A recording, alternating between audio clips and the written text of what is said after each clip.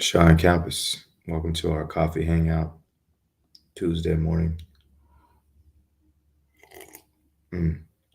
So today I want to talk about um, why red flags aren't red lights. So I think the popular concept is, and I don't know that it's wrong, but I don't think it's always useful. So the popular concept is, if somebody has flags whenever you're dating, that you need to be able to run away and don't ever look back, right? And so that's super fair. And I would also say that it's useful in a lot of situations. You don't really know what's going to come out, in a relationship, but you do know what has come out before, and so you try to predict the future with the past a little bit, and it's good. If the oven's hot and somebody says it's hot, it's good not to test that out. I think it's hard though whenever we're dealing with human beings to be that matter of fact about things. Maybe there are certain things for you that you just don't want to try to deal with in a relationship, and that'll be fine. But um, as an overall advice giving scenario, if you're ever torn between seeing somebody's red flags and the connection that you've made with that person, it's useful to think of things this way, the way that we're about to talk about. All right. So, first of all, we just established the purpose of red flags. So I'm not willing to throw out the idea that we need to see what somebody's done and been through and kind of educate ourselves about those things before we make a decision to be in relationship with those persons, with those people, one way or the other. The other part of that is that I don't know that just because somebody has been in scenarios in certain situations, it's a guarantee that they're going to be that person again. And you don't know that either. And so if somebody is attempting to get better, um, and trying to be in a relationship and they have red flags in their history that they've shared with you, hopefully that they shared with you, I think one of the things that I'd be afraid of is if I'm finding out for somebody else and then they're not sharing. That in itself might be a red flag that we would say, like, go ahead and run, right? But if they're sharing with you and trying to be honest about, what they've been through and who they've been in their past, um, probably because of the connection that you two have made at some rate, then I think that you want to revisit this red flag scenario. Okay. So in most cases, people will have some kind of history or some kind of past, and we never know when somebody's going to change. If we're using the red flags to determine whether we're going to be in relationship or what that's going to look like for us, if we use that, we're really not trusting who we are as people. Like, you're not trusting what you're capable of dealing with.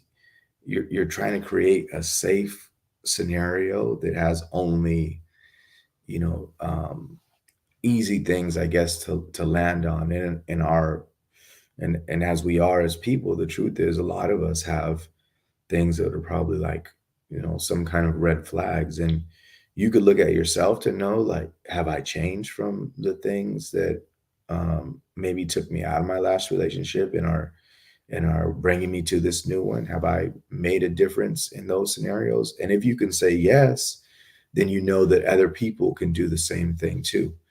So the challenge here is to not let your sense of um, like, I can't deal with a scenario, or your sense of this might be a hurtful situation, be the guiding force for how you're going to do relationship. So what needs to be the guiding force for how to do the relationship? Well, let's pocket that for a second, and we'll get to it. But the other part of what worries me about us looking at red flags and saying, like, hey, I'm not going to stop, is that um, you know, especially again when we're in a scenario where we're connecting with somebody, part of what makes us have good relationships is us being willing to work on things together, right? Us being willing to take a hard scenario and make it better. That's part of what actually makes goodness in our relationships. And so if you see somebody going through hard,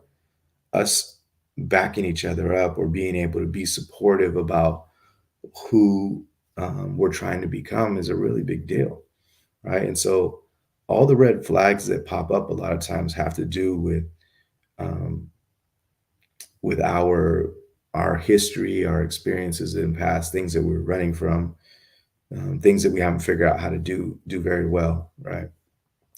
All those things are situations that sometimes in partnerships we get a lot better at, or we have more reason to see more of ourselves. And so those red flags pop up and you take off. When's the stopping point for that scenario? So that is a question to me, like that has to be answered. When's the stopping point for me looking at red flags and thinking like I need to leave? Oh, more red flags, I need to leave. Right? There's got to be something, that I stop at if that's the case. And so I think that's the challenge is being willing to look at there's more to a relationship than me seeing hard things about a person. Okay. So before we go on to the next piece is like the one thing that I would say is absolutely a red flag that I would want you to run from is any kind of physical abuse. And I say physical abuse, but even things that look like emotionally abusive scenarios, not emotionally abusive outcomes, but emotionally abusive scenarios. I think that um, in those situations, you don't need to be a test dummy for somebody else's inability to stop harming other people, right? So that's a different kind of scenario. Red flags, whenever I'm thinking of red flags, I'm talking about like how they respond to their traumas, their avoidance, whether they're good at doing a relationship, all those things are a different kind of scenario than abusive ways, like physically abusive or even emotionally abusive scenarios. Okay, so that's a big difference to me. All right, so you're in a scenario where you are connecting with somebody and then red flags pop up. The goal here now is to not let your fear be the one that guides you, but instead to be at a point where you can say, look, I know this person has hard things, but what I want to do in this scenario, because there's a connection point here, is I want to make sure that I'm working on me getting better at relationship. So what's the best that I can do in this scenario? And now that becomes your focus. If you fixate on the red flags, then that's going to create a different kind of scenario in your relationship. So instead, you're focused on what am I doing in this relationship to get better?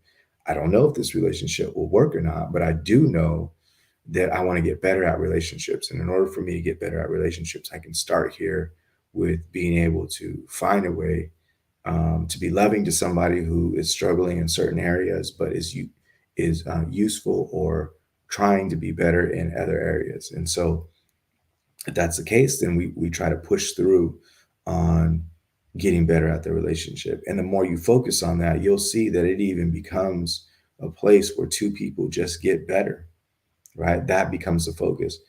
And another person will make it clear. So another person through their interactions will make it clear, are they working on themselves or not, right?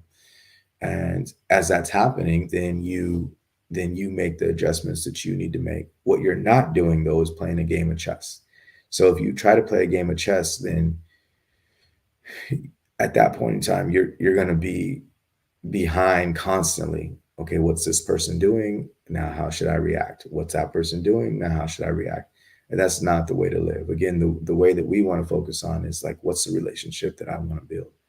And then focus on doing a higher version of ourselves so that we get better at relationships. Now, if this one doesn't work for whatever reason, that person says, you know what, it's too much for me to change, too much for me to keep doing better, it's too much for me to stay consistent at being able to be loving, then I'm going to have to leave.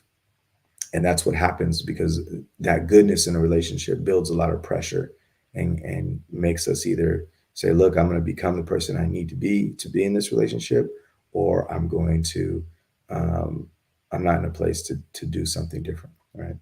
So keep challenging yourself as much as possible to not allow fear or pressure from the outside. Sometimes it's our friends that say, hey, that person has red flags, don't do that relationship. But sometimes it's even us. Like, we don't necessarily trust ourselves. And so that's the big deal to me, is you need to be able to trust yourself to deal with outcomes that are challenging. So if you see red flags, those are probably true, and doesn't mean that that person will never do those things again. Like, it's not a guarantee, but you can deal with the outcomes. You don't have to worry about avoiding situations in order to make sure that you somehow don't deal with the hard outcomes of that scenario. Focus on building the connection that you already have. Focus on creating goodness in your relationship. Focus on being good in the relationship. And you're going to be just fine. All right, you guys, enjoy your Tuesday, and we will talk to you soon.